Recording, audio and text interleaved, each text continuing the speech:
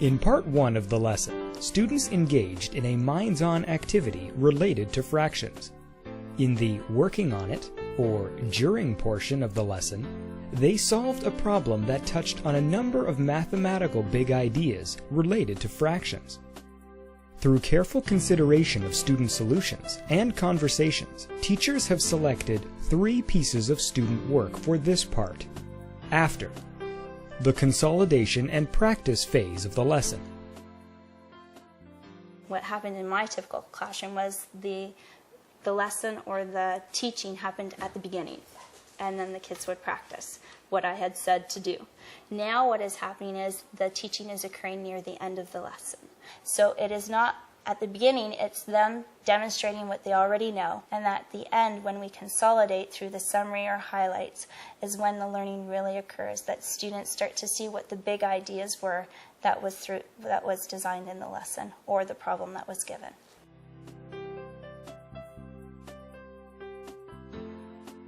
Having students present their solutions, or parts of their solutions, assists them to consolidate their own learning, as well as the learning of others. The sharing of solutions is organized in a way that builds collective mathematics knowledge related to the learning goal of the lesson. While teachers may choose from several forms of presentation, such as band show, congress, or gallery walk, for example, common to all of these formats is that, as a class, students have opportunity to explain and respond to questions about the ideas found in their own solutions, to listen to and question the explanations of others' solutions. In this lesson, the teacher has selected band show as the way to organize and analyze student solutions. The blackboard will serve as a written record of the entire lesson. You'll see teachers very much using the work that the kids have produced to initiate the discussion that will come subsequent to the work that the kids have done. You'll see kids talking to kids. You'll see teachers at the back of the room instead of the front of the room. You'll hear kids saying, "Will that always be true?" You'll have students saying to each other, "I understand what you did there, but I'm not so sure what you're doing here." Those are the kinds of conversations that we should begin to hear. I make sure that we are still keeping in mind the big ideas, and I refocus anything that needs to be made sure that we're not going off topic. If it's a mathematical concept that I want to make sure that they are understanding or getting through.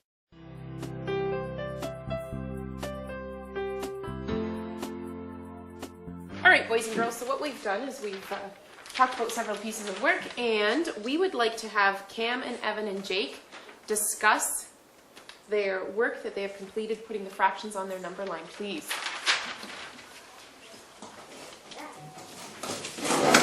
I want to know why you put the half initially in the middle of your number line, and then you scratched it out and moved it somewhere else, okay? So that's what I want you to discuss with us, and how you came up to where you would put the half, and why you started. So tell us why you started there, and then why you moved it.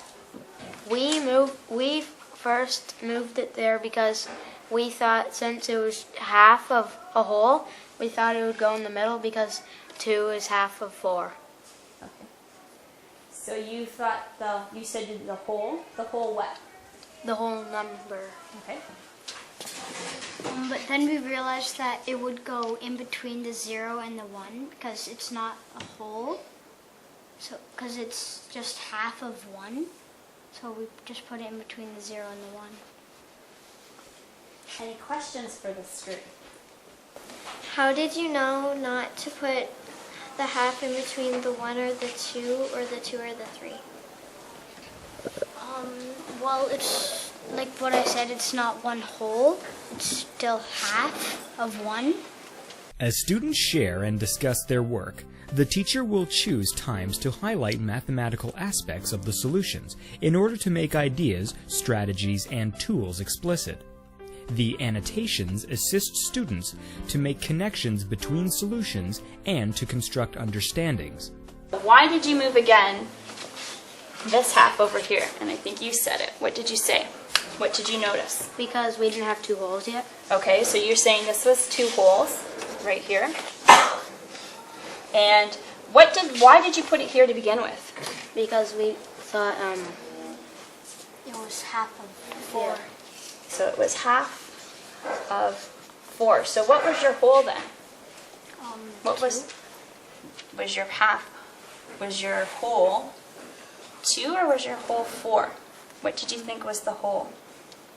Well, in total it was 4. Okay, so you thought initially that this was the half right here, the halfway mark. You thought this was the whole. Yeah. But now, what did you realize? That it wasn't at one whole yet. It was just at half. So this was half of a whole? Yeah, Half half of one. Oh. Does everyone see what they just explained? Student solutions are not organized by levels of achievement. Rather, solutions move from those that are conceptually based to those that include more efficient strategies or algorithms to those solutions that focus on generalizations. The denominator 3 and the numerator 3, so you get 3 out of 3 and that's the whole. So it'll just Can you be write that 4. down? And then turn so everyone can see. Okay, turn to a partner, see if you agree with that. You always put it in. You never knew that? Because of that climate that is within the classroom, kids aren't afraid to take risks. They're not afraid to make a mistake. They're not afraid to get in front of the class and actually not be the most proficient at speaking, but they can get up there and feel extremely comfortable because everybody is valued for their abilities for where they are. When you're at the front of the classroom and you're explaining it, everyone will get like the same idea of what you're thinking and they can help you out. Oh, because you don't always have to keep it to yourself. You can share your ideas. Everybody can learn from you and you can learn from other people. Well, sometimes if you don't know how to prove it, it just feels really awkward and it's really funny, kind of, because you don't know what to do. And then you just get helped out and then it's all good.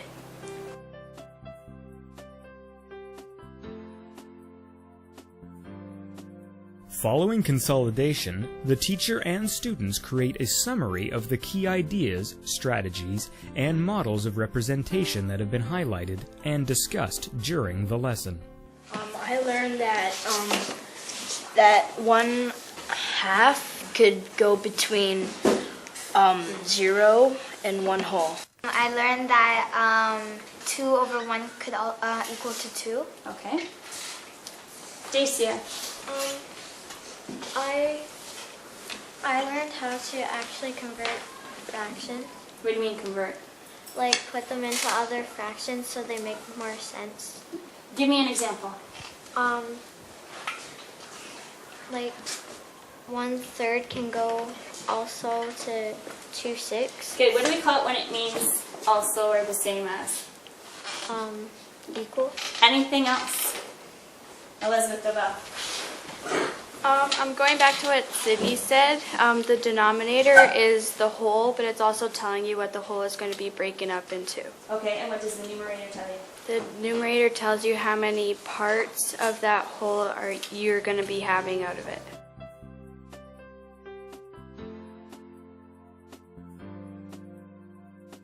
Based on their response to the mathematics, students are provided with practice in order to begin to consolidate what they have learned and to assist them to begin to generalize concepts and mathematical ideas developed in the lesson.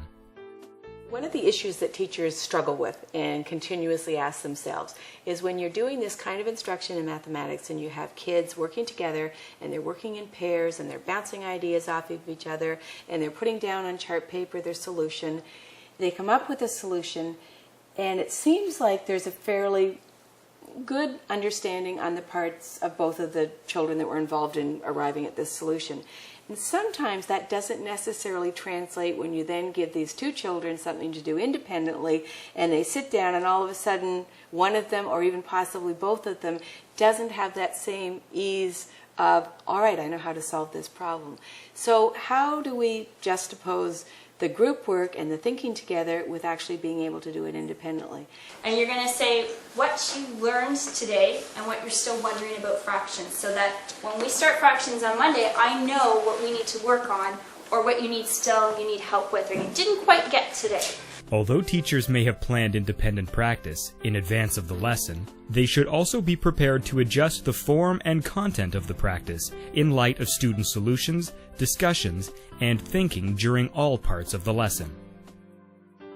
Today, because it was introductory, we didn't want to give them actually an activity to do because they still were pretty fragile in where they were and what they'd learned. So rather than say, now you take 4 fractions and put these 4 fractions on a number line, the instructional decision was, let's get the kids to do that metacognitive piece. Let's let them sit down and say, what did I learn today that I didn't know before? What is it I'm still wondering about? And Carol has now identified things that she knows as a group kids are still wondering about, some things that they probably are pretty clear about, and some things that she really needs to allow them to have more experience with so that they will consolidate the little bit of learning that they've begun to acquire and acquire it in greater depth.